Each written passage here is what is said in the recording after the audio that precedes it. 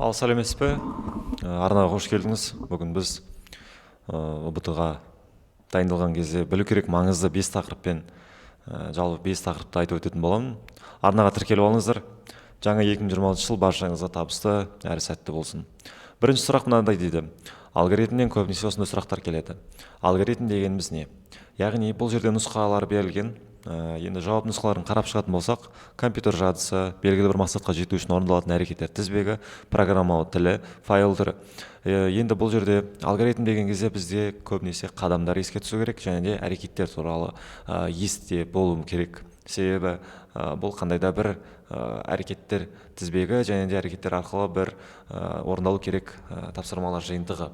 Енді бұл жерде компьютер жадысы емес, бізде программалау тілі емес, файл түрі емес, сондықтан да жауабы белгілі бір мақсатқа жетуге орындалатын әрекеттер.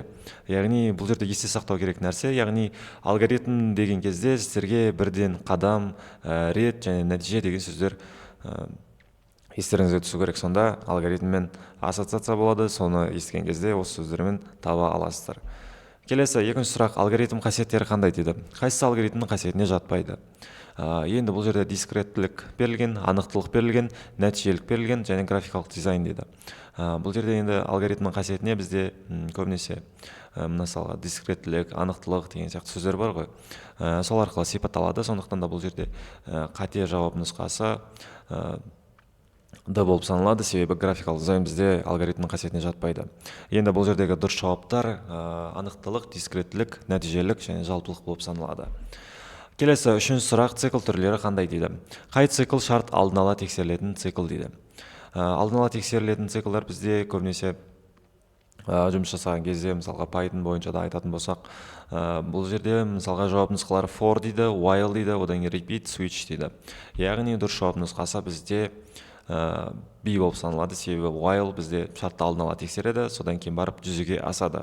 Енді бұл жердегі лайфхак ретінде сіздерге айта кететін нәрсе, while бұл бізде шарттың басында жұмыс жасайды, ал repeat бізде шарттың соңында жұмыс жасайды. Ал for бізде цикл бойынша жұмыс жасағандықтан, толық циклмен жұмыс жасағандықтан бұл жауап нұсқасына сай келмейді. Ал switch бізде бұл мүлдем басқа циклдың түрлері, сондықтан да бұл жерде бұл саналмайды. Келесі төртінші сұрақ, цикл неше рет орындалады дейді. Бұл жердегі енді мына жерде негізі төмен түсу керек еді.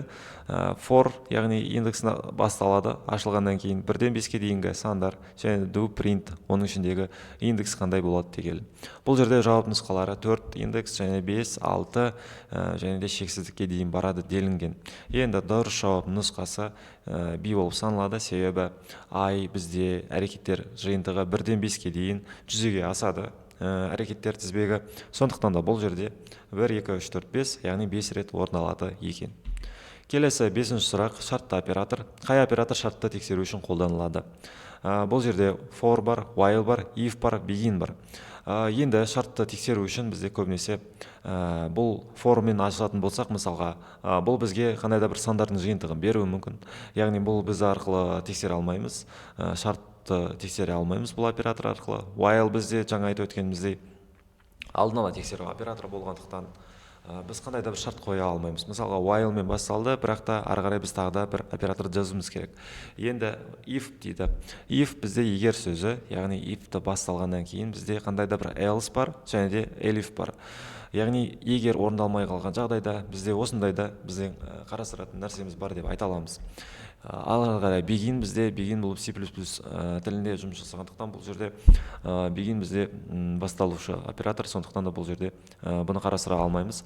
Яғни дұрыс жауап C болып саналады, себебі if, егер деген жақсы ашылған жағдайда бізде ары қарай шартты операторды қарастыра аламыз. Яғни осы ұбт-да келетін 5 сұрақты талдап өттік. Яғни операторлар болды, оның ішінде цикл болды, және де алгоритммен жұмыс жасау болды. Сондықтан да осы нәрселерді есте сақтап алыңыздар, себебі бұл маңызды. Осы тақырыптарды білсеңіздер, алдағы уақытта ұбт-дан жақсы нәтиже көрсете аласыздар. Жалпы арнаға тіркеліп алыңыздар. Мына жерге мен Instagram парақшамды белгілеп кеттім, астыңда қарасаңыздар. Сол жерге де TikTok парақшам және Instagram парақшама толық жасаңыздар болады. Сол жерде де ақпараттар біле аласыздар информатика саласы бойынша. Арнаға тіркеліп алыңыздар. Енді осы 5 сұрақ талдадық. Енді тағы да цикл шарт блок схема бойынша талдау керек болатын болса, лайк басып, арнаға жазылып алыңыздар. Келесі видеоларды жіберіп алмас үшін. Бірге болыңыздар. Арнада жақсы, жаңа жылдарыңыз сәтті өтсін. Осы 2026 жылы көптеген талапкерлер бұйырса грант иегері болуына тілектеспін. Арнаға тіркелуді ұмытпаңыздар. Сау болыңыздар.